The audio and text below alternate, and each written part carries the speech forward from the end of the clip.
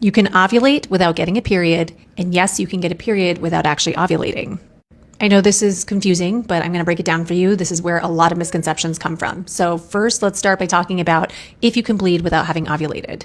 Yes, it's possible, but in the large majority of cases where I get asked about this, if you're having something that feels like a period lasting 4 to 7 days or so, and it's kind of coming, in a cyclical fashion, this is most often 99% of the time because of true ovulation happening. And this is outside of the setting of being on any hormonal birth control or anything like that. Ovulation triggers the release of progesterone from your ovary. And if you don't get pregnant that cycle from that ovulated egg, then the progesterone levels will fall and it will cause the lining to break down and you'll have a withdrawal bleeding, and that's your period.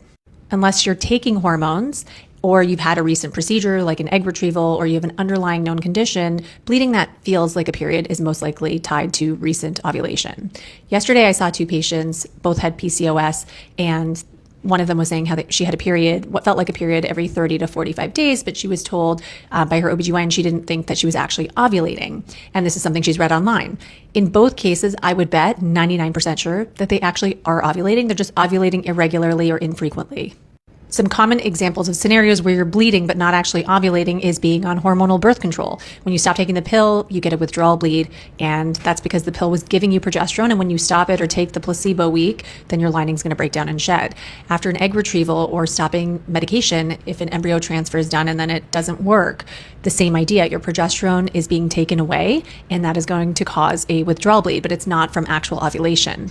You can also bleed from polyps or an abnormally thickened uterine lining, or even from the surface of the cervix or the vaginal canal, and that's not a period. That's going to be random bleeding that probably feels more sporadic. Also, what feels like it could be a light period can sometimes be implantation bleeding. That actually happened to me in my first pregnancy. I thought I was just having kind of an atypical light period, but then the weird start and stop nature of it clued me into the fact that this might be a pregnancy, and lo and behold, when I tested, it was positive.